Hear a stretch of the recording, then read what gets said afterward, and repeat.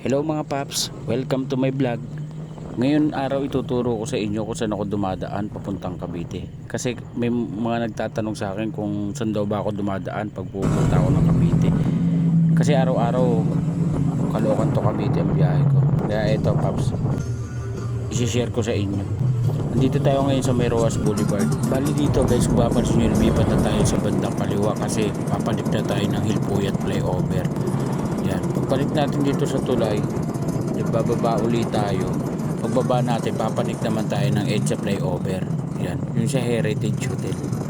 Yan, pagbaba nyo dyan paps, dahan-dahan na kayo kasi may mga namibitik din ng mga enforcer. 60 kph speed limit lang dyan, kaya magdahan-dahan kayo kasi pag napitigan kayo dyan, matik yan, ticket kayo sa MMDA. Yan, nasa bandang Baclaran na tayo mga paps. Kung mapapansin nyo, nasa bandang kanan na tayo ngayon. Nandito tayo sa harap ng mall. Kasi dito tayo kakanan, papunta tayo Diosdado Macapagal. Hindi tayo rito kasi kadalasan ang daan talaga ng Cavite, ang dating daan dito sa may Quirino. Kaya lagi ka dapat nasa kaliwa. Ngayon nandito tayo sa bandang kanan kasi dadaan tayo ron sa dinadaanan ko pala. Wala na lamang kung daan na to. Hindi na ako dumaan dito sa Quirino kasi sobrang lubog talaga rito. Yung Jollibee na yun, dun talaga ako kumakaliwa dati. Pero ngayon dito tayo, kakanan tayo rito sa may dulo bago mag coastal. Kakanan ka na. Yan, pagkanan natin, kakaliwa naman tayo dito sa Diosdado Macapagal.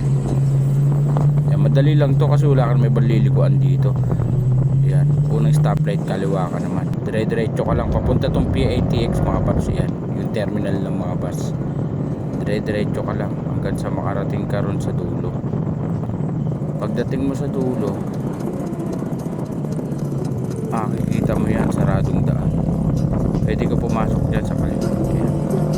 Pero pag 4 wheels ka, wag mo nang pilitin pumasok dito kung mahirapan ka kagaya yan. Hindi siya makapasok kasi bawal dito magkasalubungan ng 4 wheels. Ayan. Napaka-angas. Sisig ka pa dyan. Tamang imod ka lang yan. May papanik ang magtulay. Unang panik ko rito, kala ko expressway na to, baka nagkamali ako ng daan. Natuklasan ko to kasi biyernes na napaka-traffic, kaya naghanap ko ng bantuan. Sinundan ko yung angkas, tapos yun lang, dinala ako rito. Alam ko na may daan dito pero hindi ko dinadaanan kasi nga pamaligaw ako. Hanggang sa sumunod ako sa angkas, tapos nakarating kami sa dulo. Sabi sa akin, "Paps, tiga rito ka rin."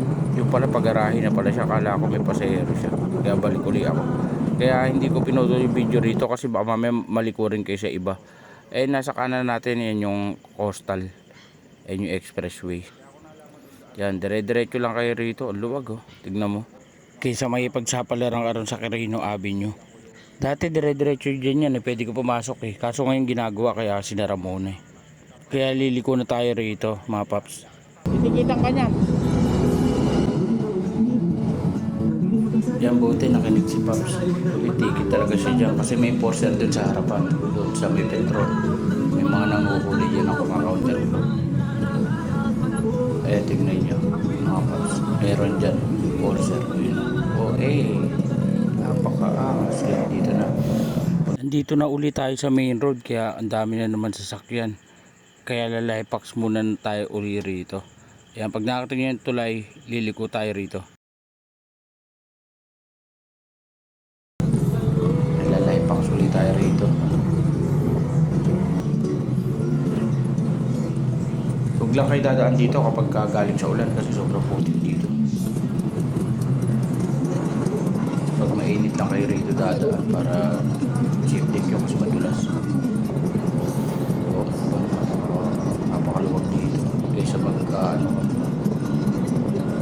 main road ka. Dire-diretso lang kayo dyan. Marami naman kayo dyan kasunod. Hindi kayo mariligaw. Huwag lang kayo susunod doon sa pag-arahe kasi uuwi na yun. Dito na lang tayo kasi lalabas na tayo. Pero pwede pa parang dire-diretso kaya dire-diretso. Tagos niya na Ginaldo Highway. Pero tayo dito lang muna tayo kasi hindi naman tayo papunta. Susunod diretso ko kayo ron. So dito daan-daan lang para kayo dahil marami mga bata rito. Biglang tumatawid, tumayakap sa motor. Yan, yun tayo yung simbahan ng Las Piñas na. Bilis diba guys? Las Piñas na kagad tayo. Ganito na lang. Bye bye!